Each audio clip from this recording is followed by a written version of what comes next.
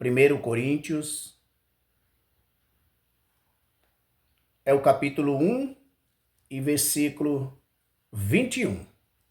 O título diz assim: Aqueles a quem Deus chama. Então, irmãos, é mais uma prova que Deus chama, que Deus separa. Porque tem muitas pessoas que falam para nós que não existe chamado, que Deus não chama pessoas, que Deus não separa. Mas aqui está dizendo no Novo Testamento, porque lá no Antigo já fala em muitas partes. O chamado de Abraão, o chamado de Moisés.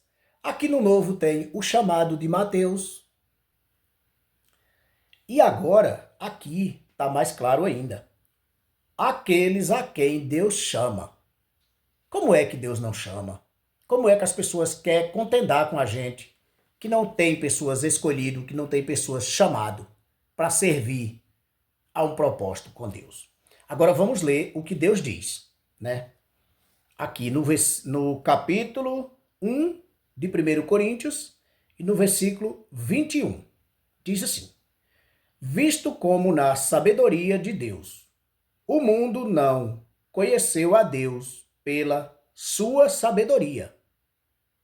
Aprove a Deus salvar os crentes pela loucura da pregação. Entendeu, irmãos? Está deixando bem claro que o mundo não conheceu a Deus pela sua sabedoria. O que quer dizer conhecer a Deus pela sabedoria é nós buscar a Deus sem passar por dificuldade, por problemas, por prova. É isso que é conhecer a Deus pela nossa sabedoria. Então, tem pessoas aí que buscam a Deus quando está tudo bem. Só que tem pessoas que não buscam. Deus tem um propósito para ele e Deus está mostrando, diz, eu estou te chamando. E a pessoa não reconhece pela sabedoria dele. Aí Deus vai lá dizer, então eu vou lhe chamar por a minha sabedoria, porque a minha sabedoria é melhor que a sua, é melhor que a dos homens.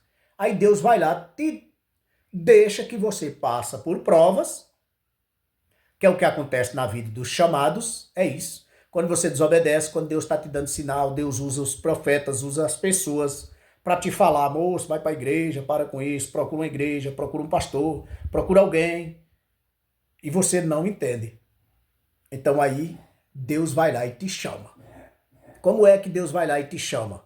Deus te pega, permita que o inimigo te põe nas provas, até que você entende que não tem mais jeito de viver se não buscar Deus. É um caso como eu estou. Seguindo aqui, ainda diz assim, ó. Porque os judeus pedem sinal e os gregos buscam sabedoria. Mas nós pregamos a Cristo crucificado, que é escândalo para os judeus e loucura para os gregos. Entendeu, irmãos? Os crentes são salvos pela loucura da pregação. É o que nós faz aqui, é o que eu estou fazendo aqui nesse vídeo. Eu estou pregando aqui para alguém que está assistindo ele. Só que parece loucura quando a gente fala de salvação, quando a gente fala de santidade, quando a gente fala de deixar o mundo para viver pelo Espírito, parece loucura. Mas é por isso que nós somos salvos. Se não viver a loucura da pregação, não será salvo, não adianta. Está escrito, está declarado. Nós vemos essas coisas no Antigo Testamento e vemos também no Novo Testamento. Jesus deixou escrito. Então, os judeus pediam sinal. Os outros pregavam Jesus crucificado. Mas todos são salvos por pregar Jesus. Por pregar que Jesus andou na terra como pessoa, em carne.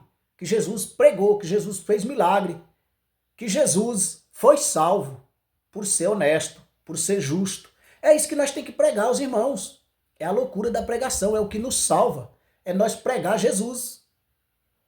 Entendeu, irmãos? Pregar que Jesus andou, que Jesus veio, que Jesus teve, que Jesus morreu, que Jesus ressuscitou, que Jesus subiu e que Jesus vai voltar. Eu aqui não costumo dizer que Jesus está voltando. Eu costumo dizer que Jesus vai voltar, porque ele deixou escrito. Eu vou, mas eu volto. Só que nem ele sabe que dia vai voltar, porque isso é segredo de Deus. E o segredo de Deus nem o próprio Jesus sabe. Que dia vai ser que ele vai voltar? Pode ser que ele volta hoje, pode ser que ele volta amanhã. Como desde o nosso nascimento, que a gente escuta pessoas dizer Jesus vai voltar, outros dizendo Jesus está voltando. E até aqui Jesus não voltou. Aí tem muitos que digam assim, eu sou crente há 10 anos esperando Jesus voltar, Jesus nunca voltou, eu vou ir lá para o mundo de novo. Aí ele vai hoje, amanhã morre, Jesus volta. E aí? Vai estar em trevas. Então é isso, irmãos. Quando eu digo que escolhido não tem escolha, é nesse sentido. Porque uma vez que você é escolhido, você tem que viver até a morte, sem viver mais o mundo. Viver só no Espírito. Você morreu para o mundo. Entendeu? E aqui segue no 23, no 24. Mas para os que são chamados, tanto judeus como grego, lhe pregamos a Cristo, poder de Deus e sabedoria de Deus. Tá vendo? Então, para os que são chamados, que seja gregos, que seja quem for, qualquer pessoa que é chamado, que é escolhido, que é preparado, é para pregar o amor de Jesus Cristo por nós.